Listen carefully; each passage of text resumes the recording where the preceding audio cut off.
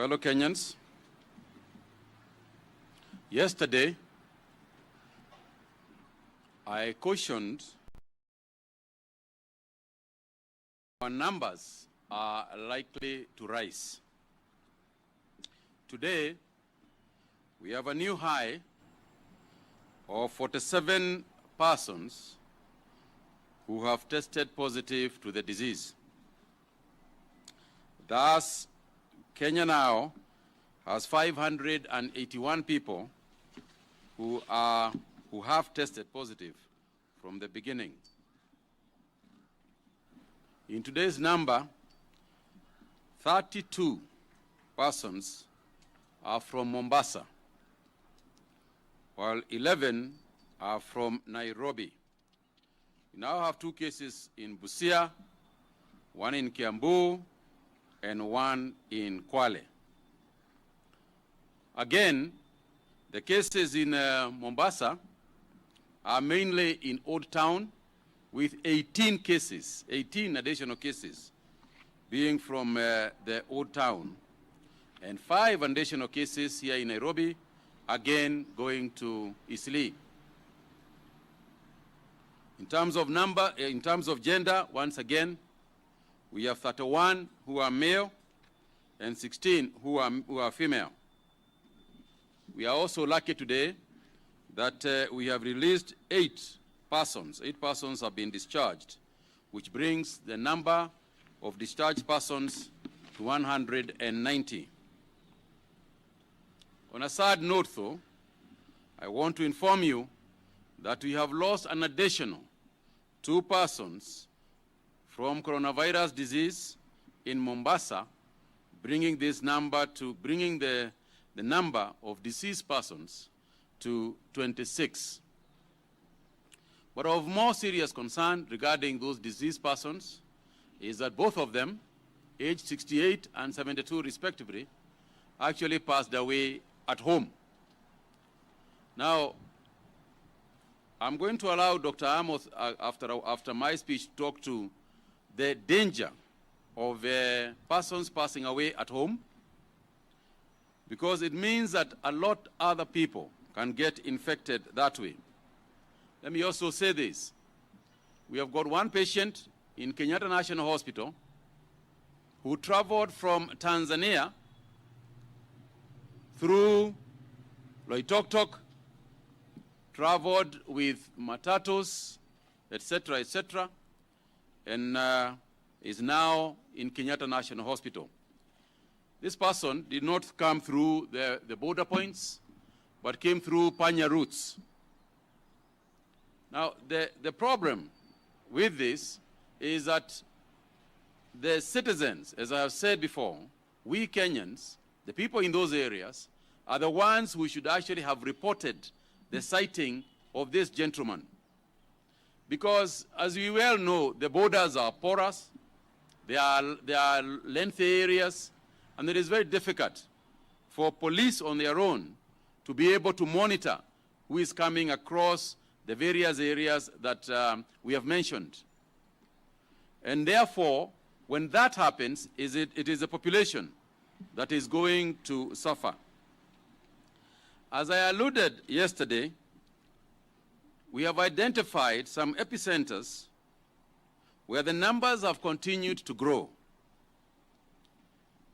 These are especially Eastleigh in Nairobi and Old Town Mombasa. The situation in those areas has now become of serious concern. In order to contain the spread of infection in these 2 particular areas, the government has recommended that further containment measures will be followed.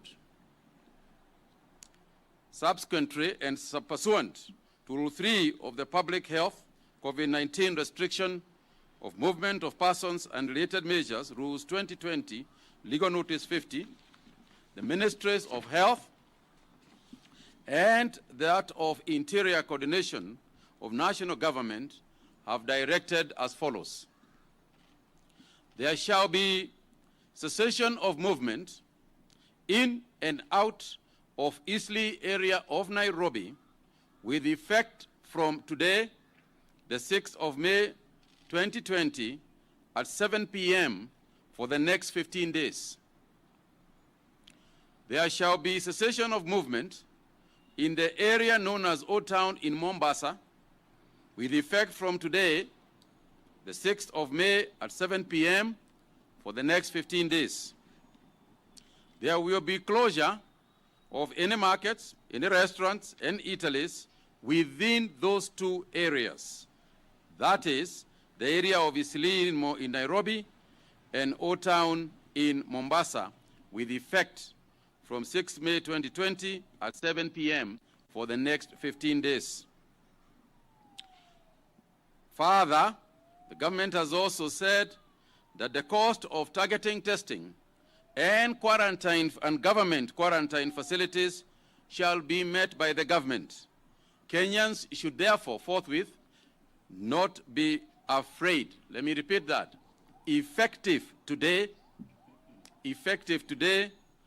government quarantine facilities will be occupied by those told to do so by the Ministry of Health. We will be given that facility free of charge.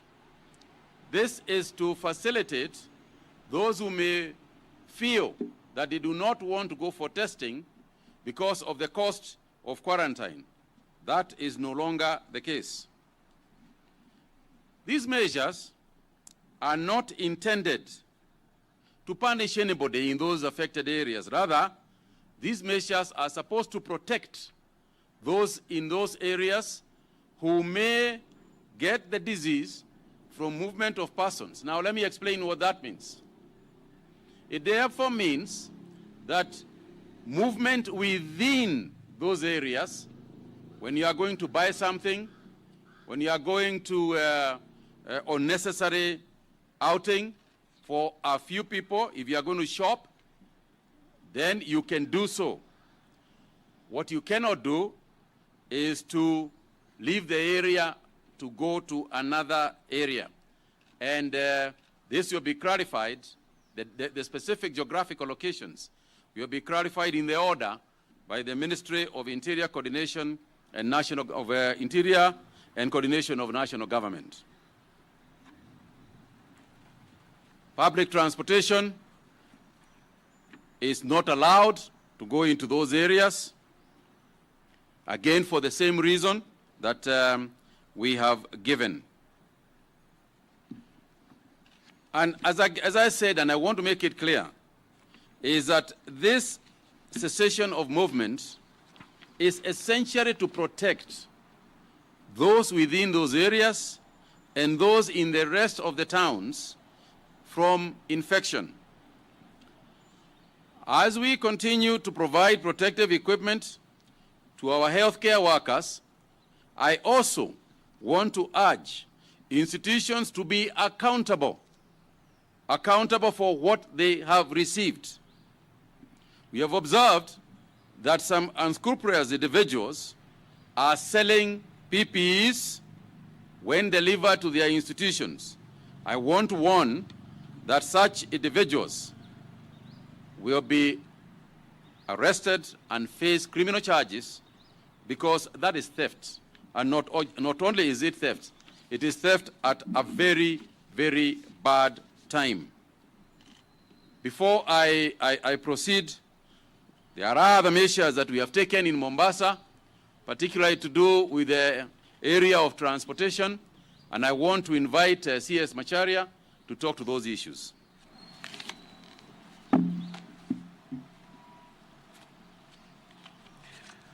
Thank you very much, CS Kagwe.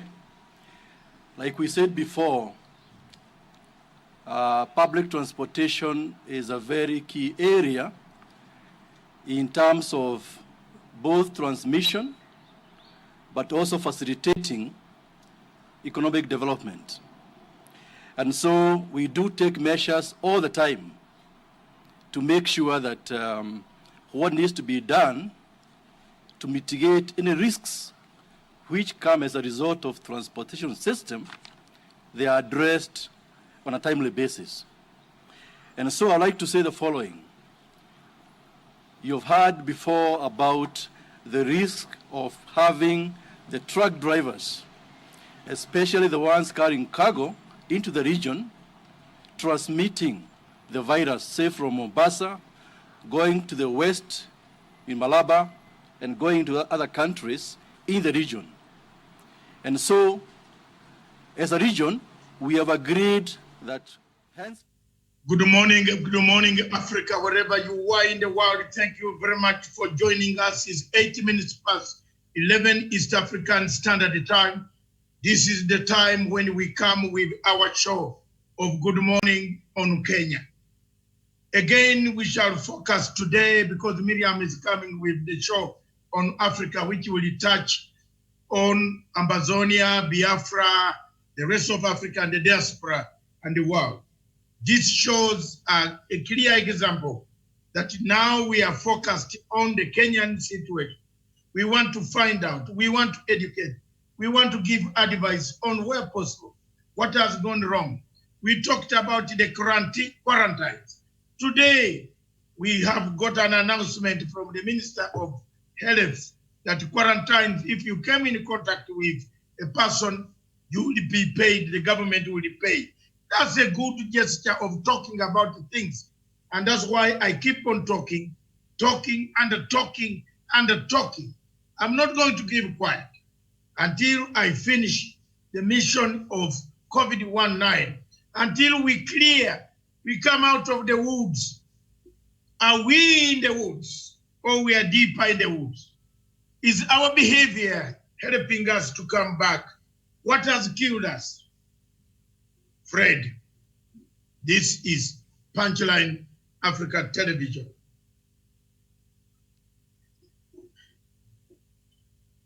In the last 1.5 months or so, since the COVID-19 struck Kenya, the government has come out to put out measures, guidelines on how to combat COVID-19. We started at a number that kept on rising. It still is keeping on rising. But the successes of healing are many, are encouraging. What is making the graph not to come flat, not to flatten the graph, is what we aim at. All of our citizens and the governments across Africa, and especially in Kenya, is to work hard, hand in hand with the government of Kenya and with our governments in Africa to make sure that we flatten our graphs. The graphs must be flat, must be flattened. But what can bring these graphs to go to flatten? It is the behavior. It is the change of mindset. It's the hearing and adhering to the principles, guidelines that have been set by the Ministry of Health and the ministries of health across Africa.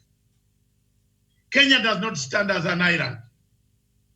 The biggest problem and the problem that is coming out of the Kenyan COVID-19 programs is the lack of civic education, is the lack of incentives, the very fact that we are going back to our old customs of impunity. The custom of impunity, the habits, the eating habits. These are the habits, the walking habits, the hygiene, which we don't practice. Time has come now for people of Kenya to look at the figures and the data that is being displayed and to take this matter very, very serious. That COVID-19 is not like a cholera, it's not like a malaria, it is not like HIV. It is a virus that is in air, that needs these guidelines, that touches surfaces, that every surface that you move, you use every surface that you sit on could be with COVID-19. And therefore, it is upon you as a citizen of this country to look at and to look through the guidelines, abide by them, listen to them, don't break curfew, don't go to a restaurant and take one sausage, 2 beers, one, another one, 2 beers, another one sausage. Take one and go home. Call for takeaway. Stay home if possible. If their work does not need you to come to the office, stay at home. Watch out over your family. Make sure that your neighbor does not contract or does not pick the virus because you have gone out, broken the restriction of Nairobi. You have gone to Murang'a and brought back a disease to Nairobi. You have gone to Kajiado. You have gone to Nakuru. You have gone to Machakos. You have broken the law. Stay at home. Look at the values of what we need. What are the values? You need a country united. You need all people in this country to speak with one voice. With one voice. And that voice is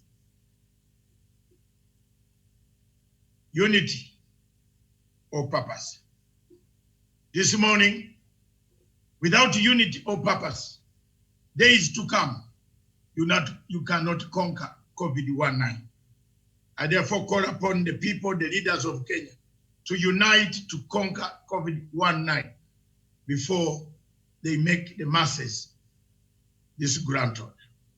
Thank you very much. God bless Kenya. Chief. Viewers,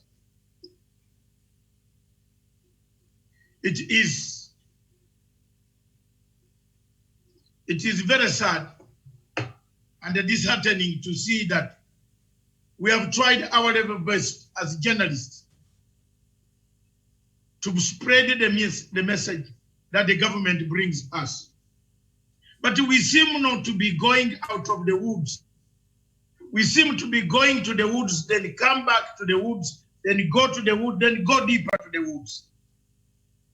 The governor of Mombasa, for example, has been at the forefront calling upon institutions, calling upon his people in Mombasa to listen to the government guidelines. Has it reached the time now for the people of Mombasa to think of closing down Mombasa? Is it the way that we can stop the disease, since it is now practicable, impossible for control of the disease while the ships come in, while the ships go out? It is becoming very difficult to control some of these loopholes that could bring a coastal city into total disarray. If you look at the entire African region, most of the cities that are devastated with COVID-19 are coastal cities near the waters. If you look at Alexandria, for example, in Egypt, in Cairo, in Alexandria, most of because that's the port of calling. The port of calling in Tunis, the port of calling in Algiers, the port of calling in Rabat, Morocco. These are the views. These are the many other cities. The coastal city of Cape Town is recording highest numbers of COVID-19. Out of 5,000, 6,000 South Africans, almost 3,000 figures are coming from Cape Town. We have to be careful when analyzing the situation. In comparative politics, it is very clear that comparative politics gives us the momentum to sit down and watch and see what happens in other places. How did Italy combat its COVID-19? How is Tunisia combating its COVID-19? The figures in Tunisia went high, but today Tunisia seems to be slowing down and more recoveries. Remember, it was hit But what did Tunisia do in order to bring down the numbers? Tunisia decided to lock down completely the city of Tunis and other places on the coastal path of Mediterranean Sea. Remember, Italy across Mediterranean Sea, France across Mediterranean Sea, the links between France and Morocco, between Spain and Morocco, can indicate to you how the coastal cities can be more devastating in terms of COVID, how COVID can be more devastating in coastal cities. It is therefore one of our cardinal principles to help the people of Kenya, to help the people of Mombasa, to focus on the port, just as we must focus on the people of Kwale, who have cried out because of the entry points of Lungalunga and Makinon. Just as we want to cry out to the people of Malaba, Busia, and other areas, and all border points in Migori and others that lead to Tanzania. There is a problem that we must safeguard our interests. The interests of the people of Kenya must be safeguarded. How do we do that? One, by ourselves being disciplined. Two, by ourselves doing what the government wants. Three, by ourselves staying at home if necessary. Four, by ourselves reporting cases, being each one is a watchdog. Let's be watchdogs of the state, of ourselves, of our community. It is very, therefore, important that when you see headlines of this nature,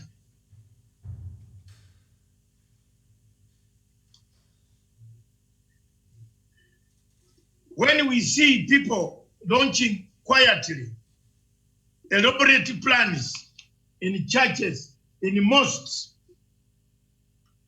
to feed less fortunate, it is a welcome decision.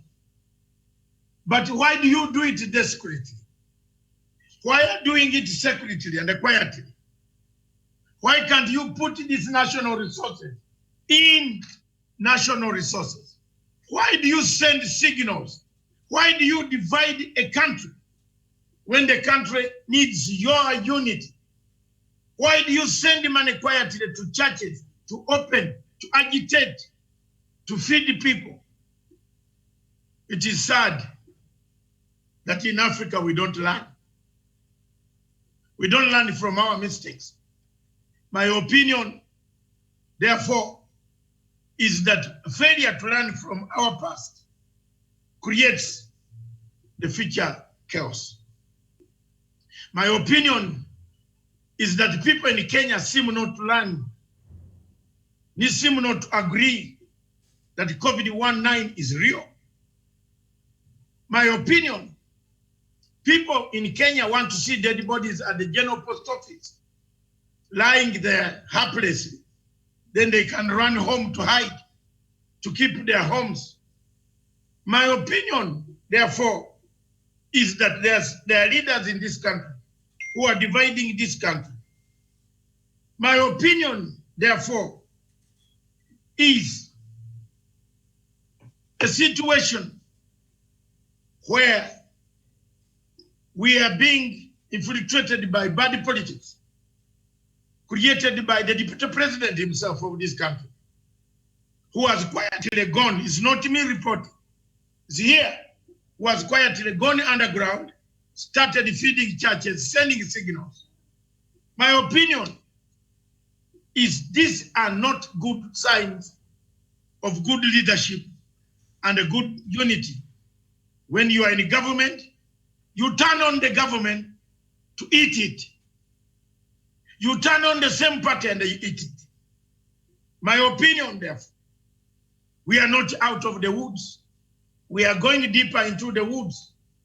We are creating a situation where we cannot become accountable, but we account for ourselves, and therefore we have a message, which you mean you alienate people from the leadership of the country, of President Uhuru Muigai Kenyatta.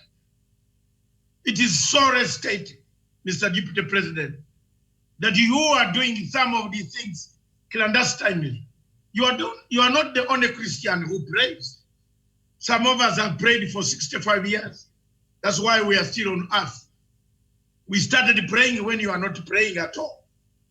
Therefore, it is very important that you send one united message back to the people of Kenya that here the government regulations, guidelines, don't look as if you are the only player on the field of Okonkwo. Okonkwo politics ends in suicide.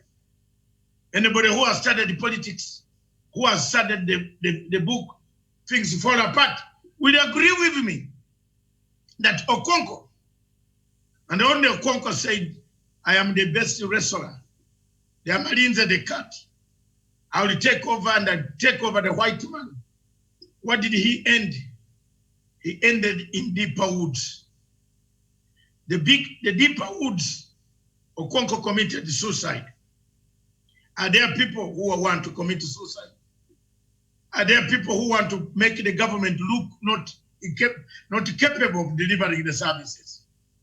Are there people who want to claim personal glory out of the suffering of the people of COVID-19? Are there people who are out to dismember government plans?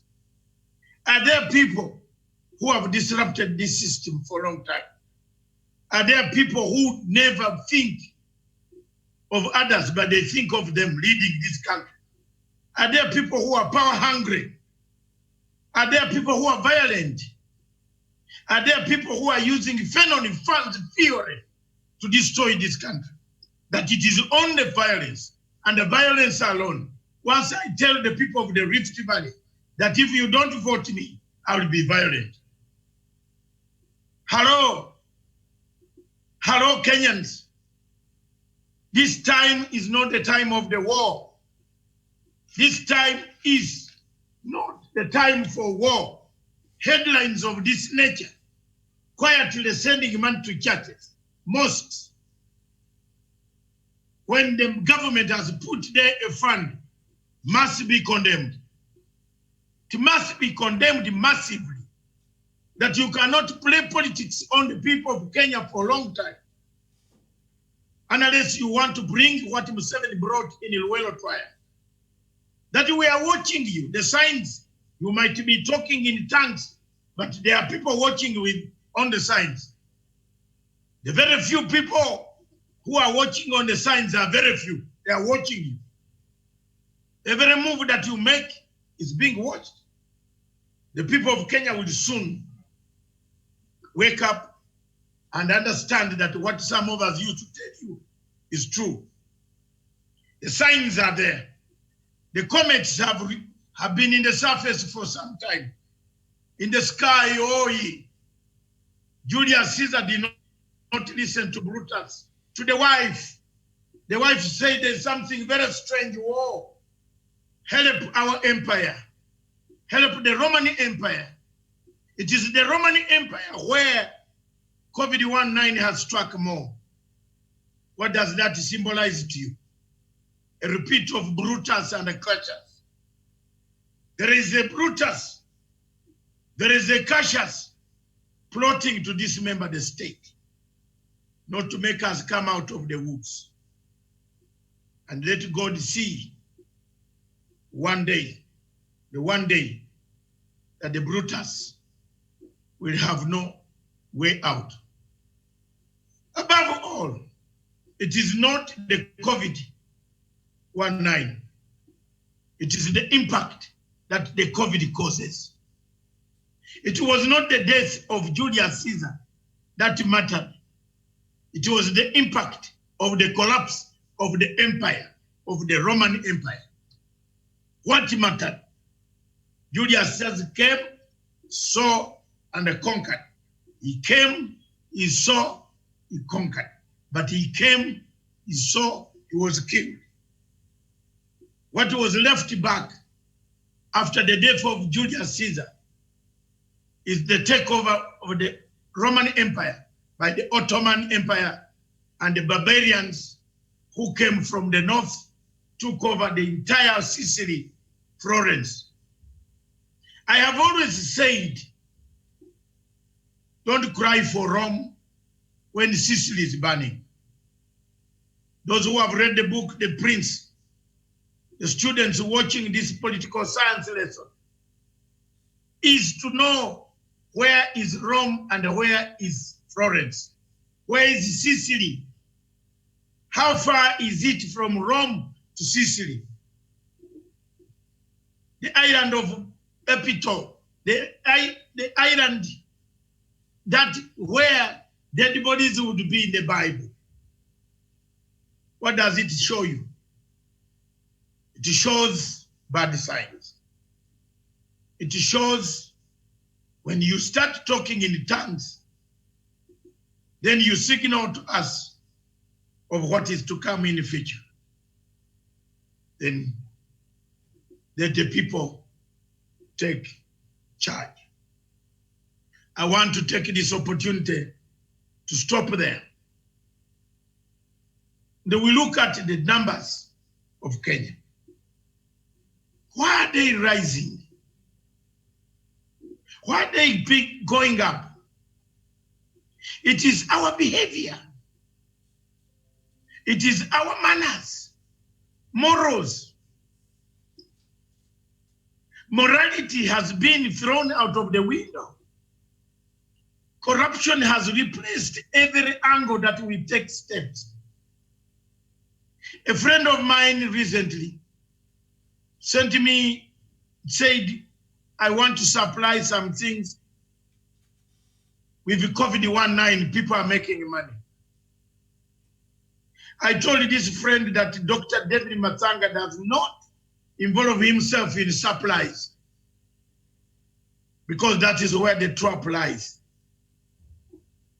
The trap lies in that I am the epitome of an example of those who work voluntarily. I work voluntarily from day morning up to evening. I write voluntarily. I can as well choose to keep quiet, and my life will be there. But I don't supply in terms of COVID-19 because I have contacts to supply. Those cartels that are creating havoc in the Ministry of Health must desist.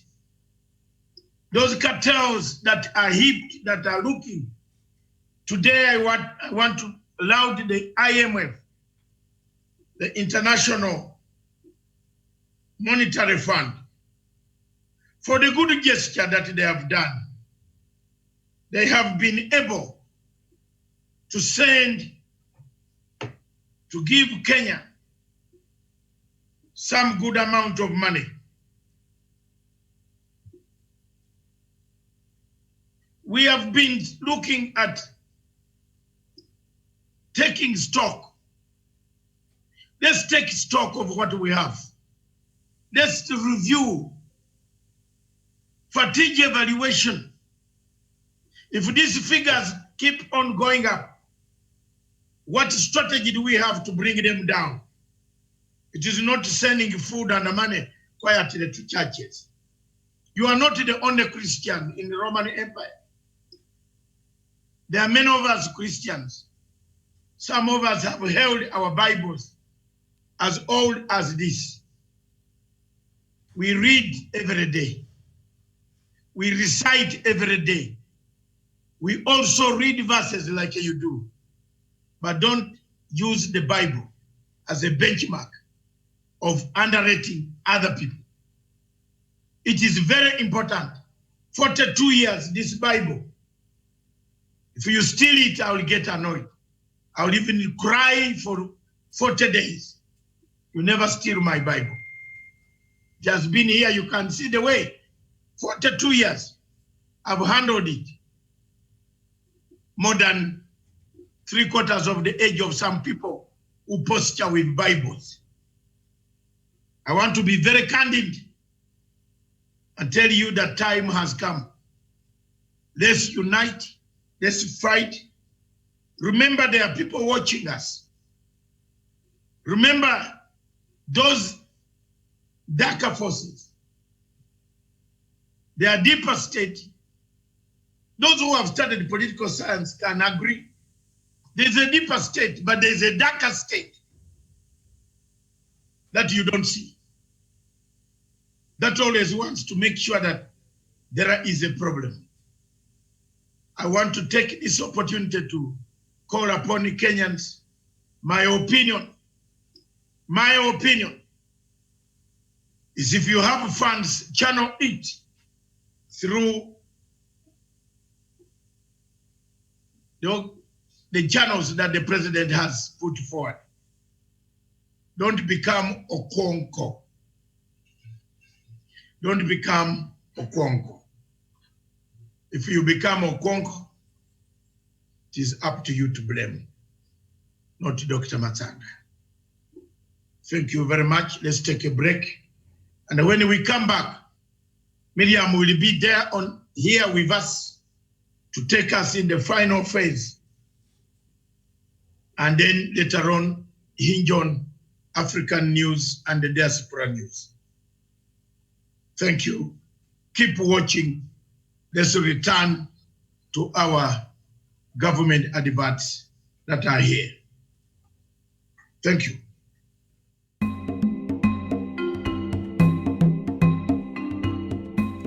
Anybody who has been in the military will understand that when at war, in war, with war, you don't court-martial your soldiers or officers while the war is on.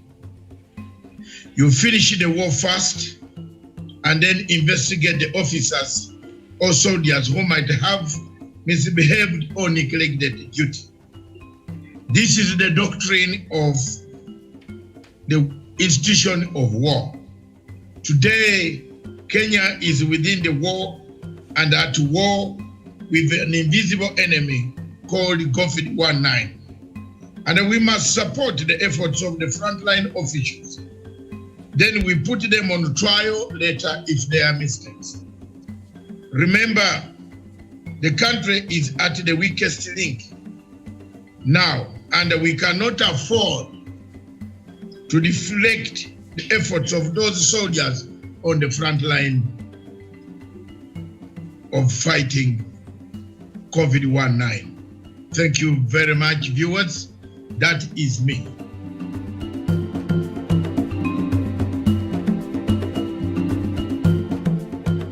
I'm Sophie Mwanyumba from the Ministry of Health and working under National Public Health Labs. Today we are visiting the quarantine sites within Nairobi, and the teams are being dispatched out to go and visit the sites. We have the forms which we are going to use to capture the information of the visitors who came from in the country. And we also have the sample collection apparatus, which we have the oropharyngeal swabs and the nasal swabs. And each person is supposed to be taken the two samples, the nasal swab and the oropharyngeal swab. We have our PPEs to protect ourselves. We have the safety gears where we are having this, and the disinfection for disinfecting the apparatus which we are going to use. The waste, we have the biohazard bags where we are going to put all the waste which is generated within the site where we are collecting the specimen.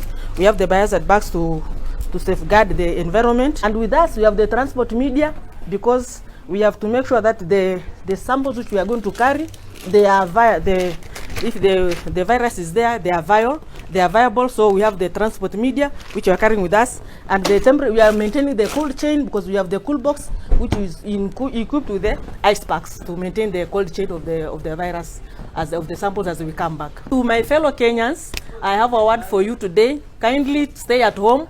I am at work to safeguard the environment and to safeguard ourselves. The corona is real. It is real with us. So please let us stay at home as the health workers continue working and supporting the government or the guidelines which they have been put on place.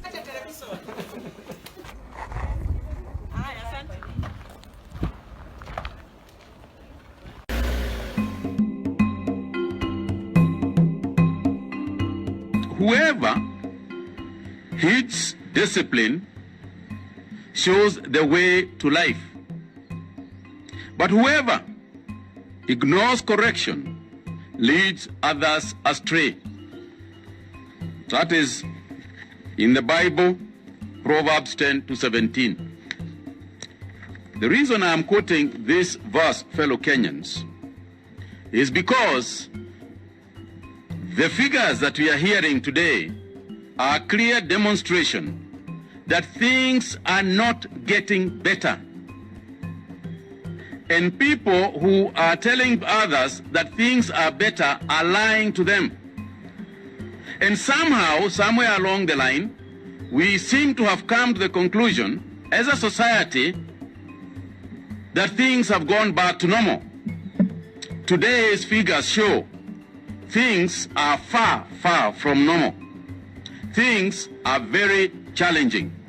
And those who are exhibiting the indiscipline that I've referred to, leading others astray, are becoming a common phenomenon. The government of the Republic of Kenya has made efforts, concerted guidelines, and put it out to the public of the Republic of Kenya and the citizens of Kenya. Looking at the trend of what is happening and the events that are shaping around the modeling and the sample modeling of, and a comparison with other states in the world, globally, Kenya has done very well. But there seems to be a culture of sliding back, a culture where people want to go back to their old habits. What destroys such an exercise? What brings it to a situation where people need to understand that it is not gone yet, it is here. The virus is here, is with us, is an invisible enemy. An invisible enemy for the people of Kenya to understand that they must help themselves, not help the government, but help themselves to fight the enemy. If we don't unite to fight the enemy, if we slide back to our habits, our behaviors, our eating pattern, our socializing pattern, our praying pattern, our stigma, fear, complacency, impunity, these are the things that are letting down Kenya and most of the parts of Africa. It is therefore my opinion, and our opinion, and the opinion of many other people who are at the forefront in fighting this disease, that the people of Kenya stand firm against the few individuals who are violating the regulations, the guidelines, the restrictions that the government has put in place. Your failure to agree or to abide by these regulations might force the government to take more drastic measures that we might not know because we are not part and parcel of the government. But as the media, we sound what the government has said. Failure to adhere to these principles and guidelines could increase the multiplication or multiply the disease, reproduce the disease in the community. The cases of Eastleigh, the cases of Mombasa, Majengo, where people still eat food in one common place as if they don't know what social distancing is. Such acts, barbaric acts, when you have been actually given the guidelines that this disease enjoys where there is company of being together, that this disease kills when you shake hands, that this disease kills when you cough without covering your arm, with the arm, that this disease can kill if you sit in a car with a person who is either a silent carrier, a passive carrier, or an active carrier.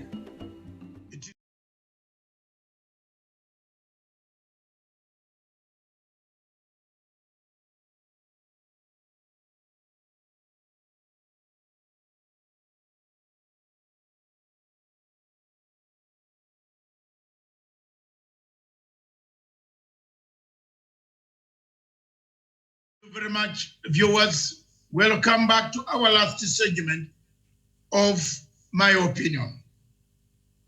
First of all, as far as COVID-19 is concerned, are we in the woods or we are deeper in the woods?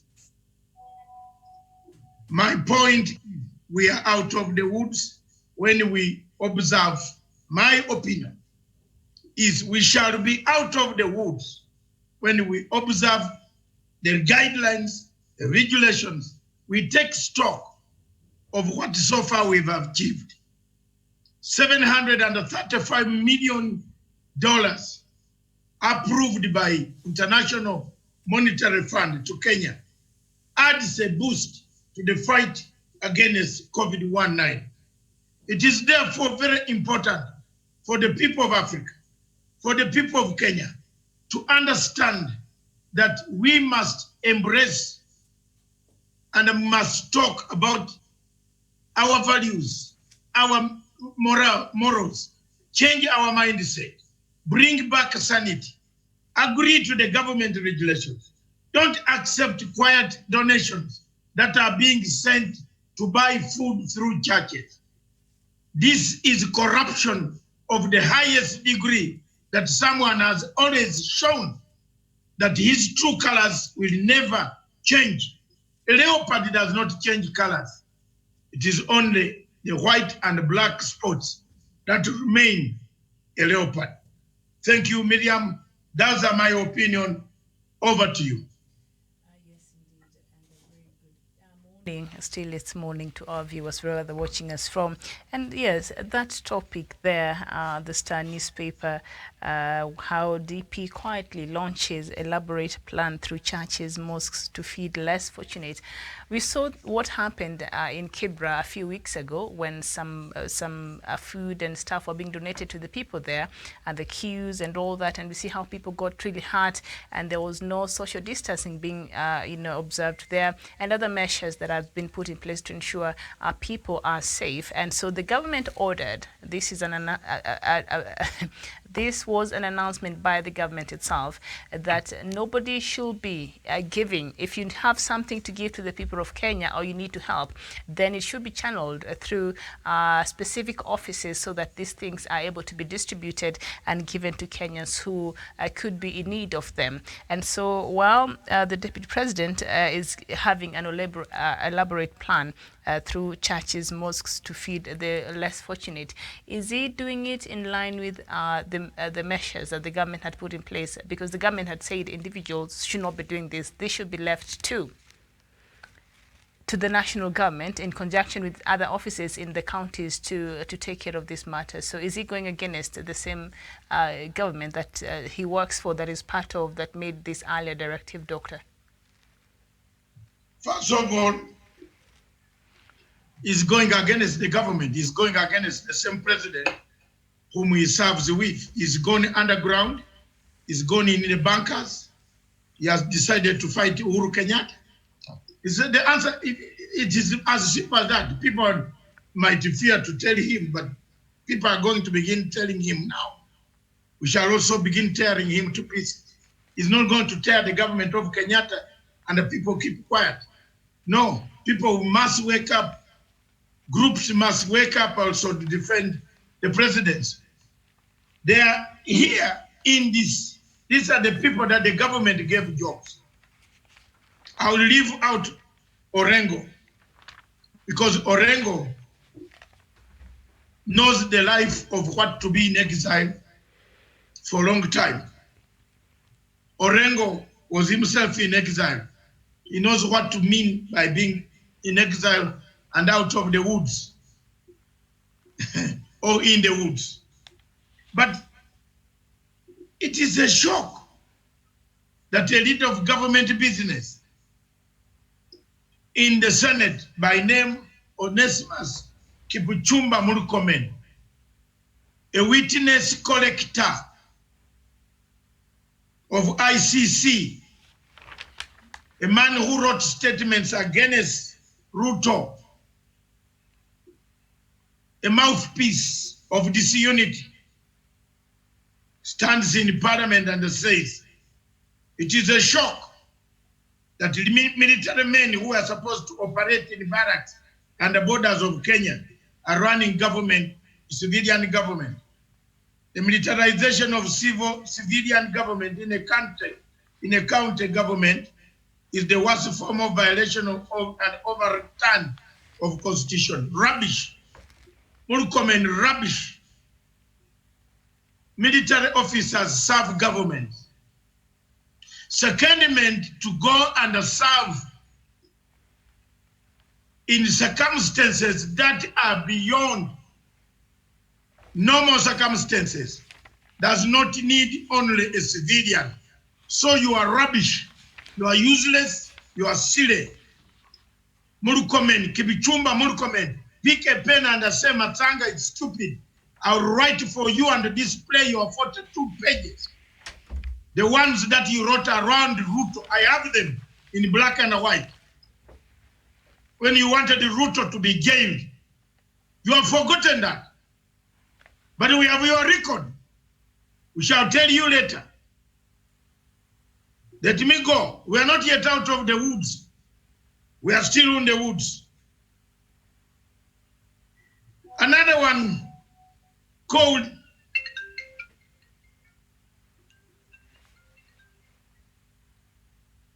if we are not united, we can't fight COVID-19. If we are not united, we cannot fight COVID-19. We must be united to fight COVID-19. Another one is a younger man called Kilonzo Mutula, a son of a very great friend of mine. I remember when we went with the father to Blackfriars in London, when he was a Minister of Constitutional Affairs, we wanted to stop the ICC cases. His father called me a busybody.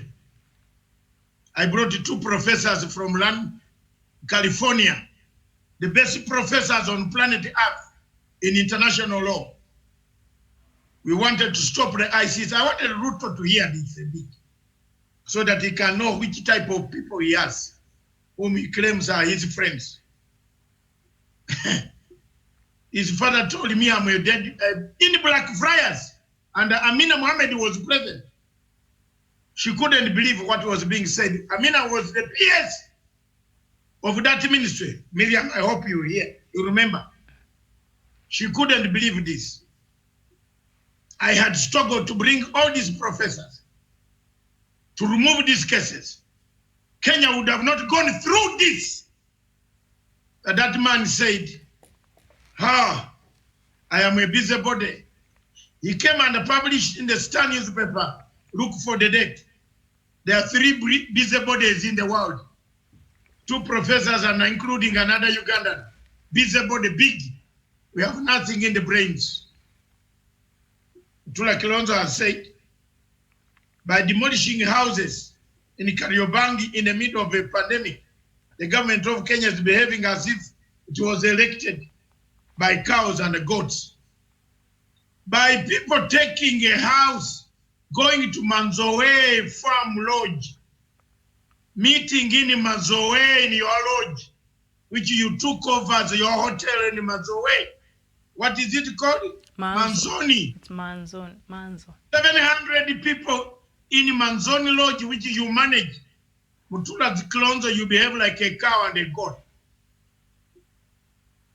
Na word for word now. Unasukuma, tunasukuma. Na wewe uko cow and a goat. Yes. Not fearing these guys anymore. Because they are bringing chaos. There is another loud mouth from Nakuru calling herself Susan Kihika. We know why you are complaining, because your husband was caught on very many things. Remember, we don't want to expose that, but let's leave you for now. When you hear that 7 military officers, these are the statements that were said in the cabinet yesterday. When you hear that 7 military officers are running in Nairobi, it is really concerning. When you go ahead and find a government that is illegally evicting 5,000 people. Where are they being evicted? The government still continues to work where the pandemic is there, pandemic is not. If you are against the law, who is issuing the laws? The judges. Who has issued the court order? The judges. Why has Orengo not condemned the judges? Why hasn't Kihika condemned the judges? Why don't they condemn the judges for ordering now from stopping to evict people? You are using, and she goes on to say, then you wonder who is making decisions. Are they really using any common sense? Or common sense no longer common? Her common sense is decayed. I don't want to use another word which could, Harrotism. What is it called? Common sense becomes concubineship.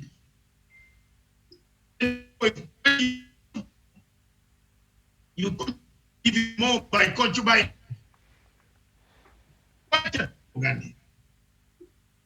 Another one goes on and goes on and goes on. Miriam, back to you. These are leaders that Jubilee gave power. I don't care about ODM. Because for me, I'm not a friend of ODM. Yes. This election 2, part 2, I broke my hand with the group called Uhuru Vote Hunters. I hunted for the votes. I put resources mine. They did not give them to me for the government to win an election. I am not bothered about what wrangles they have in ODM. Raila can sort them out. But I'm more bothered about friends of Jubilee, the ones we helped from all the way 2010, the ones Murkomen wanted to be jailed for life. The ones Mutula Kilonzo wanted to be jailed for life. We want to remind them that some of us lost almost everything defending these people. But if some of them, the people we defended, have forgotten, God does not forget. You glorify Mulukomen, who wrote statements to Reinberger and are telling George Soros to detain you. You think he's more closer to you than Matanga, who saved you? I'm closer. Tomorrow you'll be there again. You are starting it. You will be there again. You will be there again. You will need me. Those who have ears, tell him, let him hear. You will be there. I'm telling you. The international gymnastics is clear. Those judges, those lawyers who pretend they will defend you, Aki, huko this time, watakuchukua. Maisha. Be careful. I'm just telling you, be careful. Your actions are being seen. Let them lie to you. Moses Kuria bought witnesses for 2,000 shillings. Every day he's in your company telling you, let's insult Uhuru. Let's insult Uhuru. But he bought witnesses to fix you. Now he's your friend. You give him money to enjoy and drink up to 8 o'clock in the morning, then go home. 8 o'clock. I don't know how wives agree with this, even violating, curfew. My wife wouldn't accept me to come at 8 from last evening. The Muganda woman would just tell me this part like a trouser and a coat. And not only Muganda, Miriam would even chase me. In fact, you will find that things have been thrown out of the window. The worst thing in life of human being, of a man, are his things thrown out of the window when other men are watching.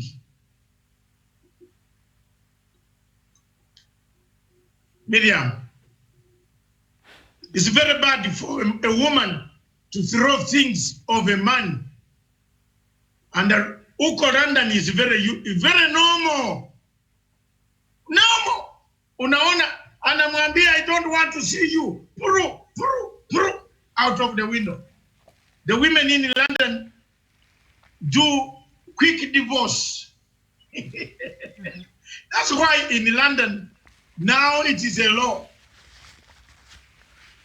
You cannot go to back to court 5 months, 1 year, 1.5. After 2.5 years, hata kama bwana anakugonga, vumilie. I think it is coming in Kenya also. Divorce has become a divorce. Now it is a law. 2.5 years in marriage, then you come. Because people were just marrying and then divorce.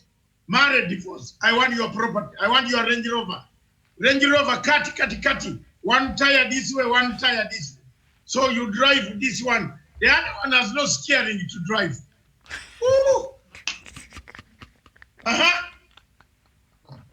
So if the deputy president is listening, Mukome, Kuria, they wanted to detain you. Me, I'm a Ugandan, I speak my life. And I'm a global citizen, what can you do? The only thing that you can do is to kill me. Don't threaten people.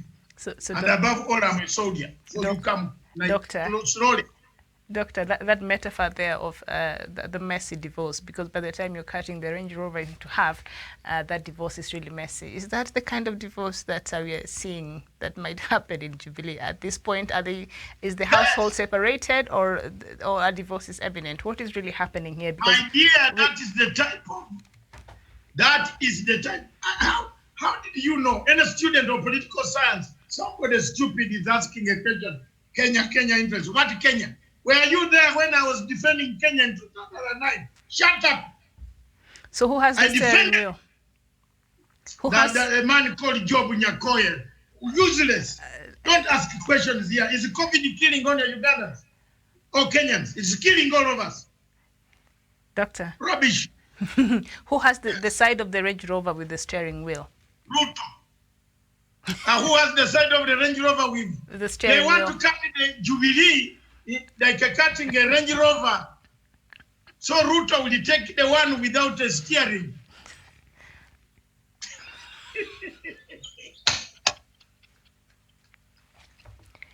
Thank you. Miriam, you are the one analyzing these things. And I'm telling you these things are happening. You're speaking in tongues. I'm just trying to understand. You know COVID-19 cannot be fought when you have a deputy president driving a Range Rover without a steering.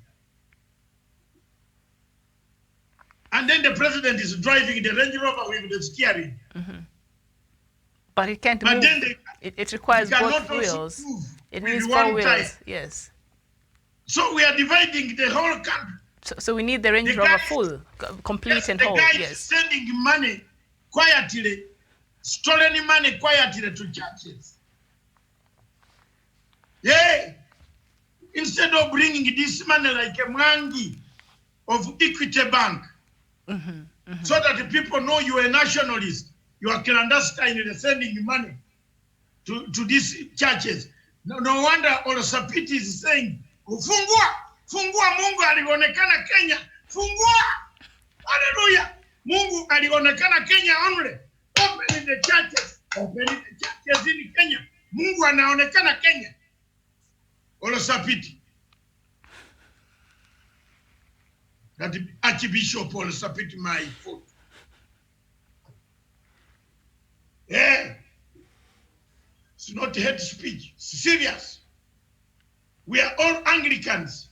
If Canterbury, Lambeth, Paris is closed, it's Canterbury where I studied political science, higher international relations. Go and check it. It's closed. The biggest church of Anglican church is in Canterbury. It is closed. And Olosapiti is telling us here that open. What bishop? What? Mungu ako kwa virus. virus hii inakuja, how will you determine people who will come to church? How? Or Sapiti, answer me.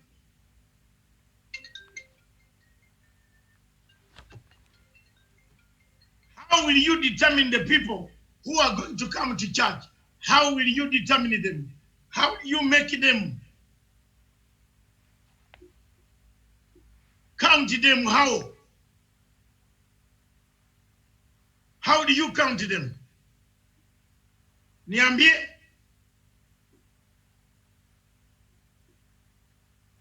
That you open a church, and do what? Why don't you see the God and send him here? Send God to us.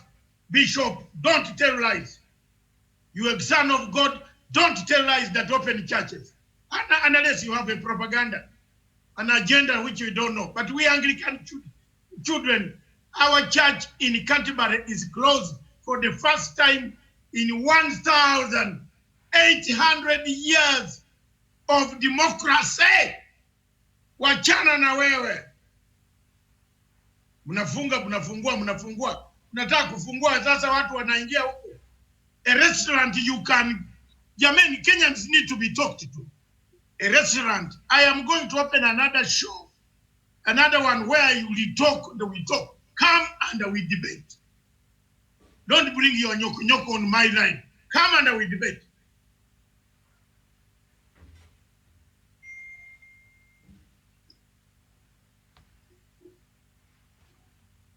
Come. Which church? This virus in a restaurant. Why President Uhuru Kenyatta opened the restaurant was because a restaurant you can regulate people. You can say we are already full, don't come. Now, let me tell Bishop Olosapit that you want us to come to All Saints Church. How do you stop me with my family of 6 or 7? Or 10 even. Or 10. We all want to pray to God. How will you? That is some of these people reason. Thank you very much, Miriam. I've done my day.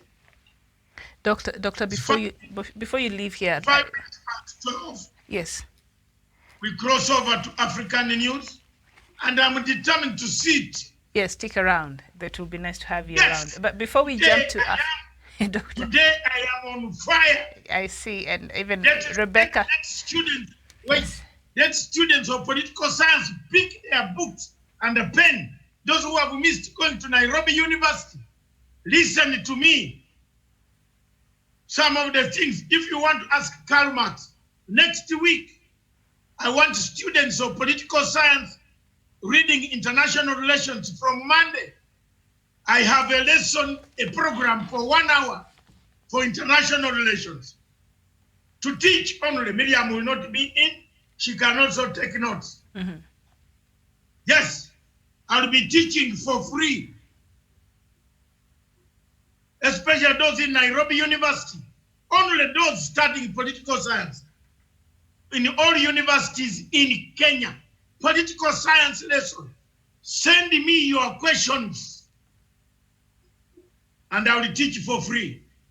Some universities are even charging 200 million. Corruption in Kenya. Do you know that some schools are charging money? Even when students have no money for COVID. Miriam, am I wrong? Yes, but good news to those students now. The government has said, the quarantines are free. So we don't have to worry about that. But yeah, especially the private schools, yes. Nothing is free in Kenya.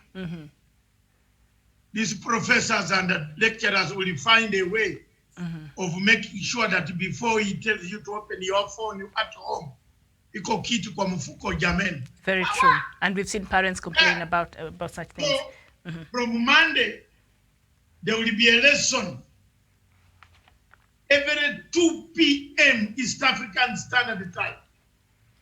I will be doing a lesson for students of political science and international relations. Any questions on international relations, forward it to me. My email is africastrategy@hotmail.com. I repeat, my email is forward your questions before every Sunday.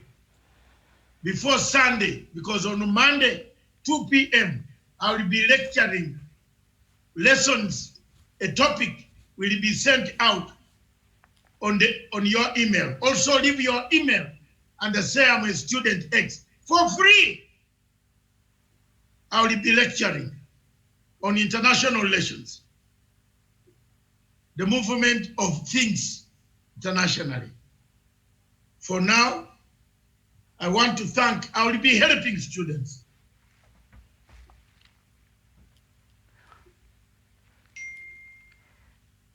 Doctor, the passenger on the left will be left with a car without a wheel, without steering. Yeah, John Clark there was wondering how this has been working.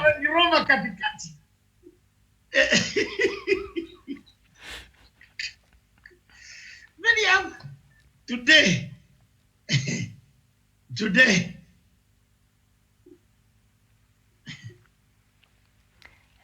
Doctor, I don't know what is your response at this story on page 6 of the Star newspaper.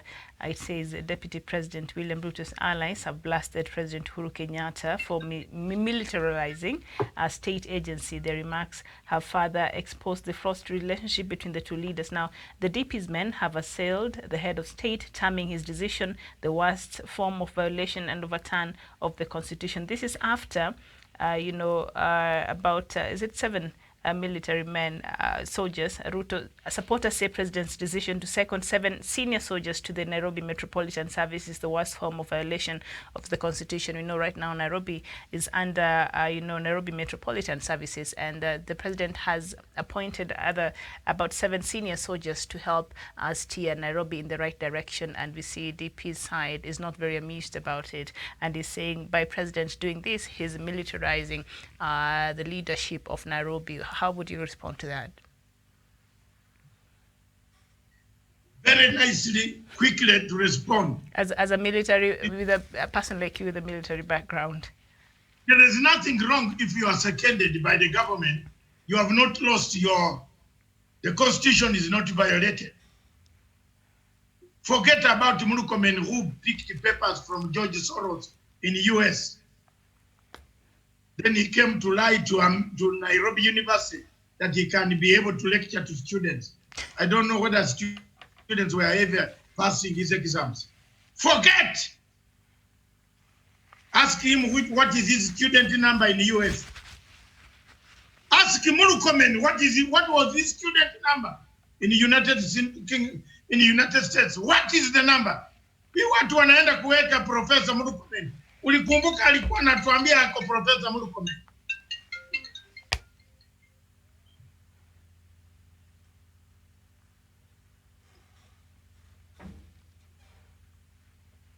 What is his student number?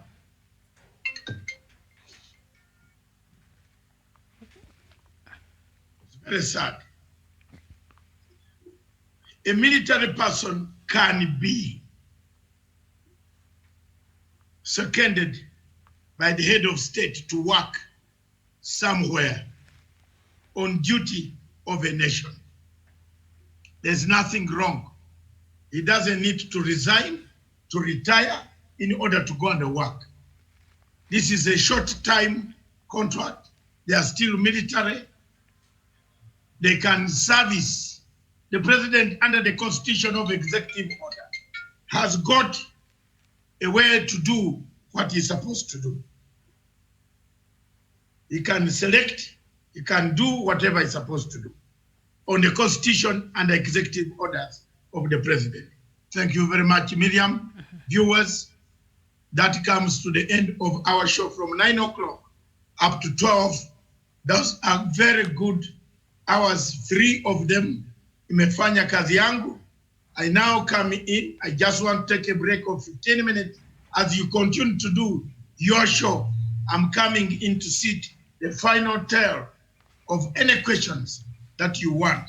Don't forget to remind students of political science and international relations that on Monday every 2 p.m. I will be lecturing on subjects so they can send in on my email. And also don't forget to listen to Radio Punchline Africa, which Miriam, I need the link now here. People asking me for the link. They want to listen to Rumba.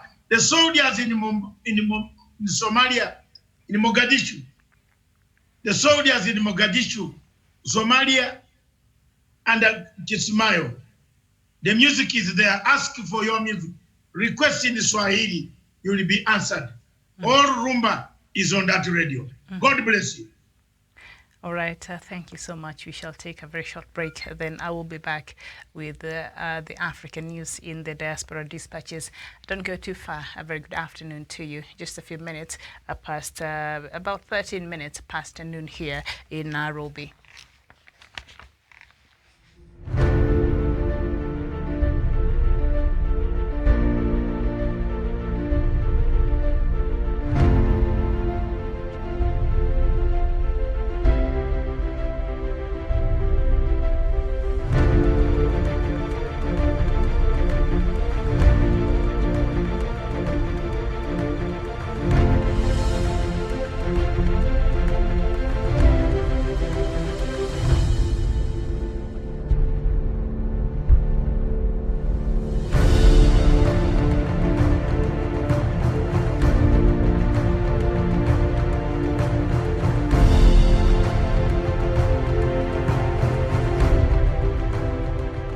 Peace must be our goal and our guide. And all that we strive for as a human family, dignity and hope, progress and prosperity, depends on peace. But peace depends on us.